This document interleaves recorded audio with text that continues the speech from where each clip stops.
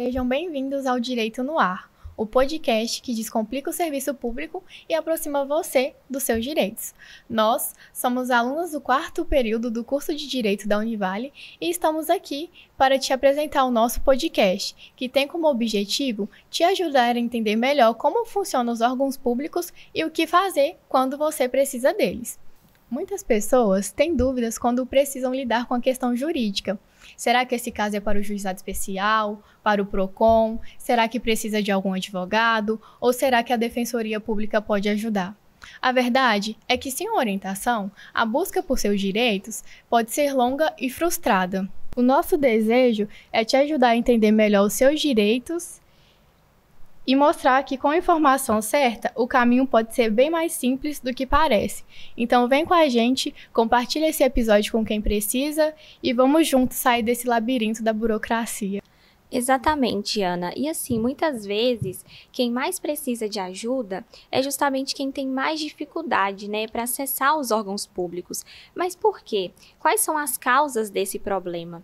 Um dos principais motivos é a linguagem inacessível, Muitos sites, documentos e atendimentos utilizam termos técnicos, cheios de juridiquês e que não fazem parte do dia a dia da maioria das pessoas. Além disso, há também a falta de orientação nas comunidades, principalmente ali nas periferias, nas áreas rurais. Não há informações claras e diretas sobre onde as pessoas devem ir e como buscar ajuda. Outro ponto importante também que nós temos é o medo, O medo, a vergonha, a descrença no sistema. Muitas pessoas sentem que não serão levadas a sério, ou que não possuem conhecimento suficiente para lidar com o órgão público. E não podemos esquecer ainda também da falta de internet, Hoje em dia, muitos serviços, estão disponíveis apenas na forma digital. E aquelas pessoas que não possuem um celular, um computador e até mesmo uma internet de qualidade, acabam ficando completamente excluídos. Isso, infelizmente, ainda é uma realidade para muitos brasileiros. Então, diante de tudo isso, a verdade é que ainda existem barreiras reais, que dificultam o acesso à justiça. E enquanto essas barreiras não forem enfrentadas, o sistema vai continuar sendo um labirinto, especialmente para quem mais precisa dele. Muito interessante que você trouxe, Kizila. Inclusive, me remete até uma fala do próprio Nelson Mandela, que foi aí um revolucionador, na história da nossa sociedade, que ele vem trazer que negar às pessoas os direitos é nada mais do que desafiar a própria humanidade. Então, todos esses desafios, todas essas barreiras que você traz, são coisas muito fáceis de se imaginar e presenciar no dia a dia, do cotidiano de milhões de pessoas. Ana, te fazer uma pergunta. Você, se fosse uma pessoa hipossuficiente e precisasse ajuizar uma ação cuja demanda é a saúde, caso você esteja precisando de algum medicamento, você esteja necessitada de algum tratamento, quando você pensa nisso, já vem à sua cabeça onde você tem que ir, qual a documentação que você tem que levar, todos os trâmites e os procedimentos para que isso seja possível? Olha, Carla, para falar bem a verdade, até mesmo eu, que estou inserida no mundo do direito, eu tenho essa dificuldade. Porque, querendo ou não, a gente nunca sabe exatamente qual lugar a gente precisa ir, ou quando a gente chega nesse lugar, a gente nunca sabe quais documentos. A gente sempre leva os documentos básicos, a nossa identidade, um comprovante de residência, mas tem alguns casos que precisam de documentos além, e acaba impedindo a gente a dar prosseguimento por falta desses documentos, porque nós mesmos não conseguimos identificar quais documentos são necessários. Então, assim, para mim, que tenho o acesso à justiça, eu tenho acesso às leis, é difícil. E eu imagino para uma pessoa hipossuficiente, uma pessoa que não tem acesso à internet, uma educação, vai ser impossível a pessoa conseguir o seu direito. Porque se não tem um lugar, uma base que ensine, que leve essas pessoas até os órgãos, como essas pessoas vão conseguir? Eu consigo imaginar como se fosse uma criança. A mãe pega, segura os braços, ensina ela a andar. Mas se a mãe não tivesse pegado e motivado aquela criança a andar, ela não ia conseguir andar. E é exatamente a situação do direito. Se a gente, como sociedade e como pessoas que têm o poder da lei, conhecimento, se a gente não pegar, incentivar e levar a educação das leis e dos direitos, essas pessoas nunca vão conseguir pleitear esses direitos. Porque, querendo ou não, é difícil, não é? Sim. Perfeito, Ana.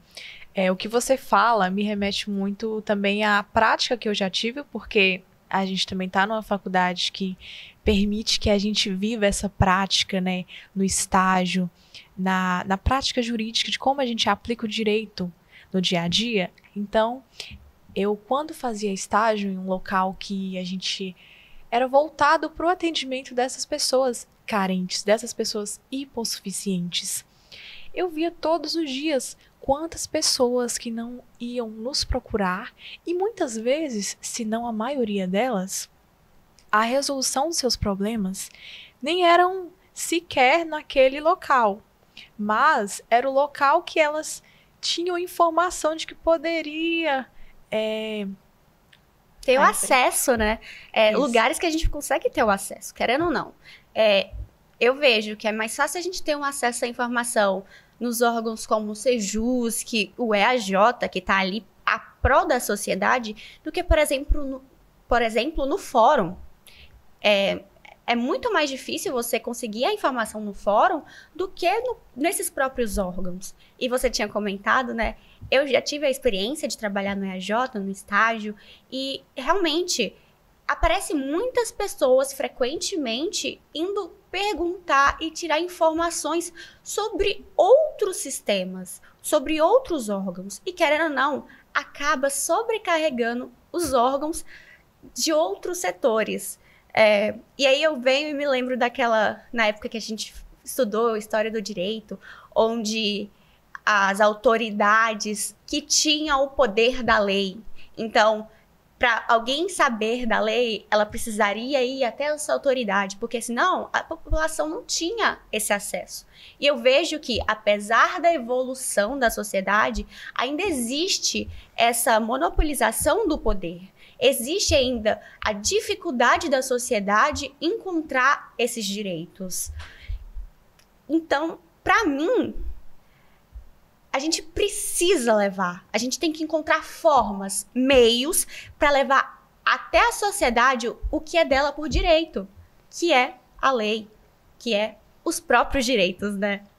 Isso mesmo, Ana, porque a gente também não pode pensar numa ideia de retrocesso, porque a sociedade, ela avança para frente, mas infelizmente não são todas as pessoas que têm acesso a esse avanço, não são todas as pessoas que vão juntamente para frente. Eu falo isso porque, perpassando sobre todas as questões, todos os problemas que a Kizla trouxe, qual que era o problema da geração anterior à nossa? Qual que era a exclusão que eles tinham na sociedade? As pessoas analfabetas. E hoje, qual que vai ser a nova exclusão que vai ser presente na nossa sociedade? Os analfabetos funcionais em relação à tecnologia. Que isso já é muito presente. A gente já nasceu, né, numa época em que a sociedade ela tá toda voltada para a tecnologia, para a internet, para todo esse meio.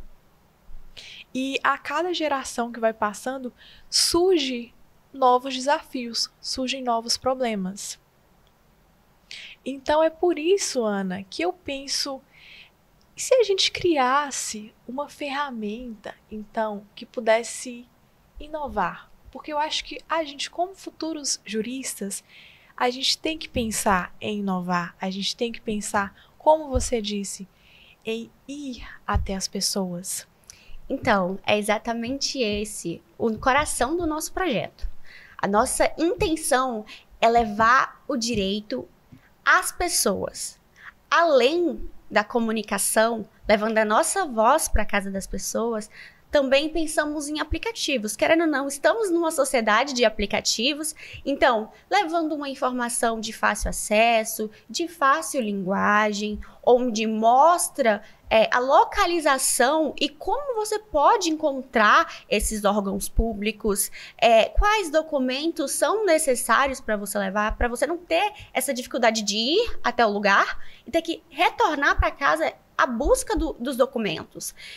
E exatamente o que a gente falou. Mas nem todo mundo tem acesso à internet. E por esse motivo, a gente vai além das barreiras da tecnologia. A gente vai voltar no passado e encontrar as pessoas pessoalmente no nosso lugar físico. E poder levar a informação cara a cara, tendo esse contato novamente. Então, é exatamente esse nosso projeto. E você também faz parte do nosso projeto. Você pode ver todos os dias, uma vez por semana, os nossos episódios e poder acompanhar um pouquinho mais sobre esse projeto que vai mudar a nossa sociedade. Muito obrigada e até mais!